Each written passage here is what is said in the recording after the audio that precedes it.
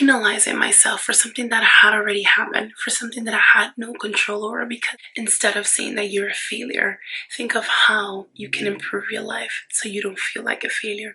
What can you do so you no longer feel like a failure?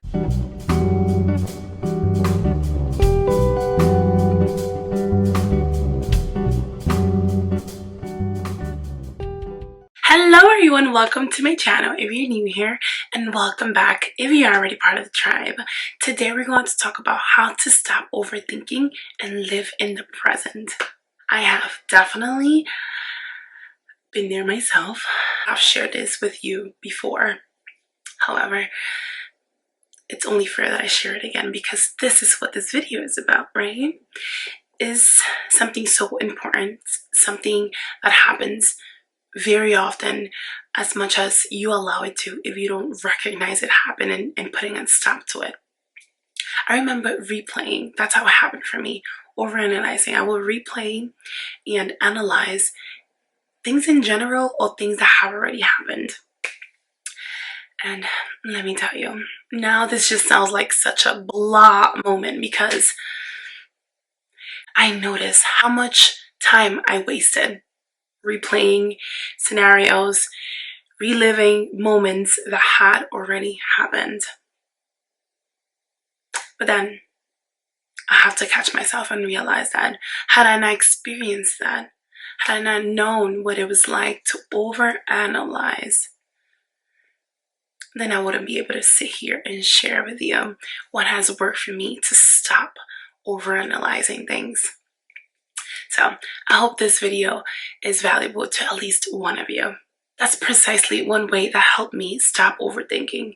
I would ask myself while I was overthinking, how does this overthinking is helping me? How is it helping me? I quickly, thank goodness, came to realize that I was just torturing myself and penalizing myself for something that had already happened, for something that I had no control over because it already happened. Now, what I want you to do is do the same thing when you catch yourself overthinking. Because one of the most important things that you need to do when working on yourself is have self-awareness.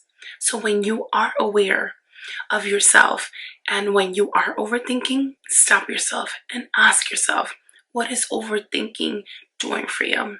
And 9 out of 10, it's going to be nothing. In no way, it's not helping you in any way. Ask yourself, how can you help that feeling? How can you help stop feeling that way? Is there anything that you can do today to help yourself feel better about whatever it is that happened in the past? Are you overthinking about an exam? Could have you done better? Had you done X, Y, and Z, there would have been a better score. Are you overanalyzing a breakup? How do you take different measures? How do you reacted? Or you said certain words differently? Maybe you guys would still be together. Figure out what is it that you're overanalyzing and what can you do about it today. Now, if you can do something about it and you want to do something about it, then do something about it. That way you can stop yourself from analyzing. A lot of people want closure for certain things. That closure that you think you may receive would not be helpful. You know, some things are just meant to happen the way they did. Even if you're overanalyzing it, even if you're trying to find a way to improve what already happened. Another way to overcome overthinking is by talking to someone. There's so much pressure in your mind. There's a whole big load on top of you that you feel you have to succumb to at some point. Speaking up and letting it all out can truly be helpful. Speak to a family member, speak to a friend, your partner if you have one. Speak to anyone that will listen and cares about what it is that you have to say. If you feel like you don't have someone that will understand you or you feel comfortable enough to open up to, then I hope you feel free and you feel comfortable enough to speak down in the comment section below. This is without a doubt a safe space for you to share whatever it is that you wish to share. This is exactly what I'm doing. I am opening up to you guys and I am sharing my experiences in hope to help you feel comfortable and know that you are not alone and definitely, hopefully, comfortable enough to speak up and open up. Only if you wish to do so, and only if you feel comfortable enough. Another reason for overthinking is perfectionism, wanting something to come out as perfect as possible or as close as perfect as possible, or even just simply wanting it to come out your way, the exact same way you envision it to come out. Liberate yourself from those expectations. Free yourself from the expectations, the expectation of wanting to be perfect or having to be perfect. Remember that you are a human being. We all are humans, and none of us are perfect. We all deal with our own thing on our very own, and not many people know about. Whether you see it or not, every single person is dealing with their own thing. Relax. Allow things to unfold the way they're meant to. You intervening in a process of something that's meant to turn out a certain way, it's only delaying the process. Stop being so hard on yourself and allow things to just simply be. Be what they are, or be what they are meant to be. Stop overworking yourself. Stop analyzing and thinking of the past or being anxious for the future. Have you ever been so anxious and so worried and nervous about an upcoming exam? An exam that you have worked and you have studied so hard for. You know the material, yet you feel so uncontrollably anxious and nervous. Then the day comes and you are sitting in front of your exam and you completely blank out. That's happened to me. Knowing very well that I knew the material, but I was overanalyzing and overthinking so much, putting so much pressure on myself, that when it was time for me to prove to myself and ace this exam, I couldn't because I blanked out.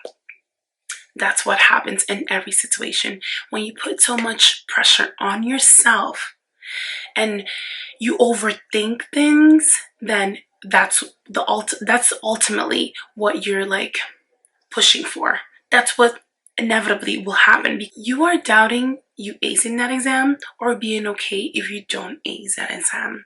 You have to believe in the process. You have to believe in your ability to overcome whatever it is, whatever the outcome is. Know that you will be okay regardless of what happens. It also happens when you meet someone for the first time. Perhaps you are overthinking the way you're dressed. Will you be able to keep up a conversation? Will you be able to be good enough for them or be pretty enough for them? Let that go, because it will show, it'll feel awkward and the other person may start feeling awkward, and then that just can mess up a time that could have been lovely. Just release yourself from that pressure and live your life. Be yourself. And if that person likes you for who you are, great. And if they don't, then, it is what it is. Keep yourself busy. And by busy, I don't mean just doing absolutely anything just to be a distraction. We don't need distractions. We want to live our life intentionally. That's what I told myself. I want to live my life intentionally. So start a new hobby if you don't already have one. Find a course that you may be into, learn something new, start working out, do anything that you think will help you, either help you become a better person, that will bring you joy, that will teach you something new. Make your life worthwhile. Do things that mean something to you, one way or another. Have it make an impact in your life. Make a change. If it's not teaching you something, it's bringing you joy, and vice versa.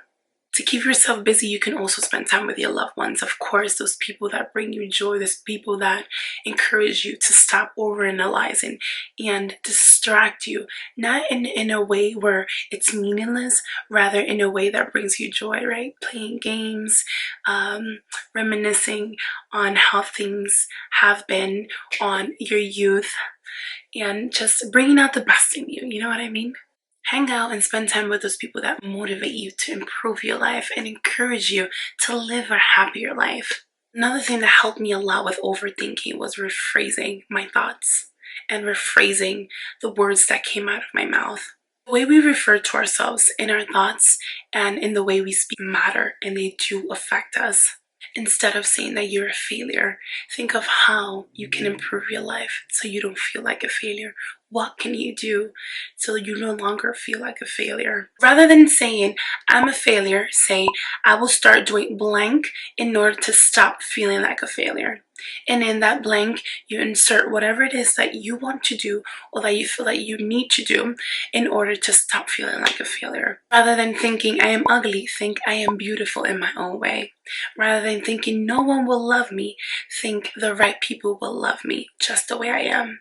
Do you see the difference and how belittling it is and how you can start to believe them? The more you think you are, the more you say it.